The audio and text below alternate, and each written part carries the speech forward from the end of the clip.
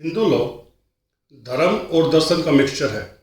इस कारण Hindu law experts ने हिंदू लॉ की व्याख्या धर्म और दर्शन पर आधारित होकर की है।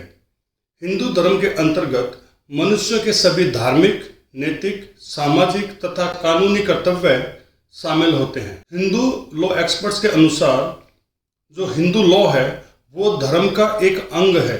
मीन्स धर्म बहुत बड़ी चीज थी और हिंदू लॉ उसका सिर्फ एक छोटा सा पार्ट था।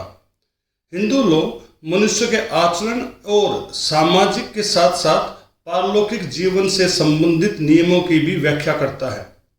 अगर कोई व्यक्ति हिंदू विधि की या हिंदू लॉ को फॉलो नहीं करता है तो उसको राजा के थ्रू सजा भी मिलेगी और वो पाप का भी भागी होगा और उसको नरक की यातना भोगनी पड़ेगी।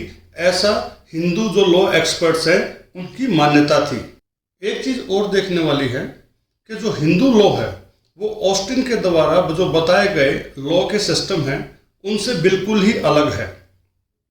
ऑस्टिन के अनुसार law is command of the sovereign, लेकिन क्योंकि ऐसा माना जाता है कि हिंदू लॉ ईश्वर के द्वारा मानव को दिया गया उपहार है, इसलिए हिंदू लॉ ऑस्टिन की डेफिनेशन के अंदर फिट नहीं बैठता है।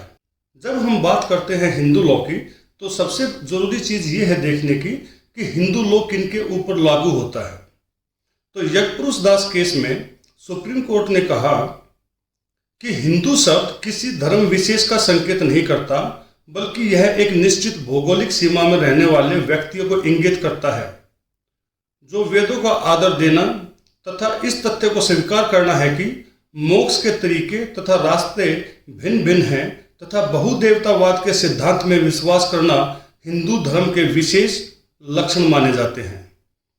हिंदू है वो जन्म से भी हो सकता है और हिंदू अपना धर्म बदल के, जैसे कोई ईसाई बन गया हो, ज्यू बन गया हो, मुसलमान बन गया हो और वो वापस अगर हिंदू धर्म को अपना लेगा तो वो वापस हिंदू बन जाएगा और उसके ऊपर भी हिंदू जो धर्म है या हिंदू जो लॉ है वो फॉलो होगा, लागू होगा। आप सबको मालूम ही है कि जो हिंदू लॉ है उसका बहुत सारा जो पोर्शन है वो पार्लियामेंट हमारी कोडिफाई कर चुकी है और जो वेरियस जो हमारे जो high courts and supreme courts हैं उसके जजमेंट्स हैं तो उनके थ्रू भी ये चीज़ें सामने आ रही कि हिंदू लॉ अभी काफ़ी ज़्यादा कोडिफाइड है और इसलिए जो कुछ चीज़ें जिनके ऊपर हिंदू लॉ लगता है वे हैं आपका उत्तराधिकार, धार्मिक प्रथाएं, दत्तक ग्रहण, भरण पोषण, विवाह, अव्यवस्था संरक्षण, इच्छा पत्र, दान तथा बंटवारा।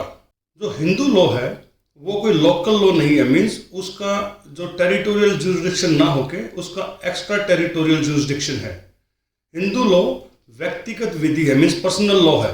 यह निश्चित किसी प्रांत या स्थान पर लागू नहीं होती है। हिंदू जिस देश में जाता है वहाँ उस पर हिंदू लॉ लागू होता है।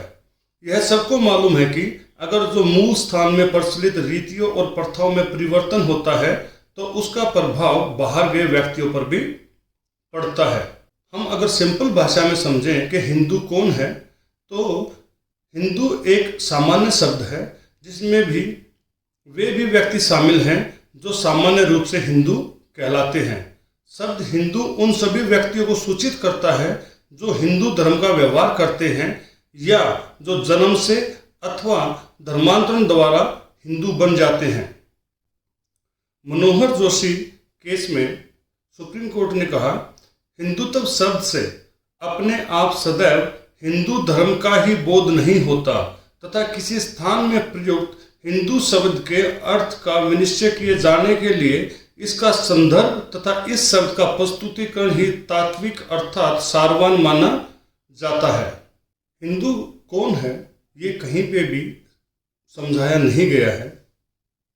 अब्राहम वर्सेस अब्राहम केस में जो प्रिवी काउंसिल है उसने कहा हिंदू शब्द के अंतर्गत वे लोग हैं जो हिंदू के रूप में जन्म लेते हैं और वे भी हैं जो हिंदू धर्म को अपना धर्मांतरण कर लेते हैं। इस प्रकार हिंदू लॉ की प्रयोजना केवल उन व्यक्तियों तक प्रतिबंधित और सीमित नहीं है जो जन्म से हिंदू हैं। हिंदू कोड बिल में जिन व्यक्तियों पर हिंदू लॉ लागू होता है उनकी लिस्ट दी गई है, परंतु हिंदू कौन है इसे डिफाइन नहीं किया गया है।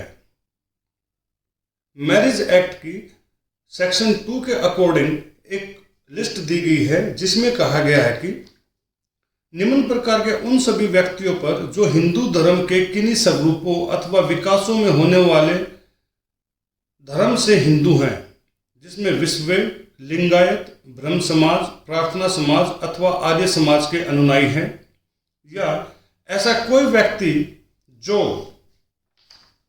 धर्म से बौद्ध हो, धर्म से जैन हो या धर्म से सिख हो, या ऐसा कोई व्यक्ति जो धर्म से मुसलमान ना हो, धर्म से ईसाई ना हो, धर्म से पारसी ना हो और धर्म से यहूदी ना हो।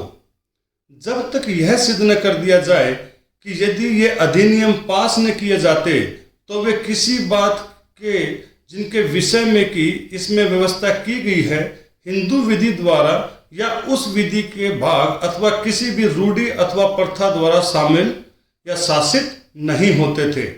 हिंदू लोग के लिए ये सारे जो लोग हैं जो कि धर्म से हिंदू, बौद्ध, जैन या सिख हैं, ये आते हैं।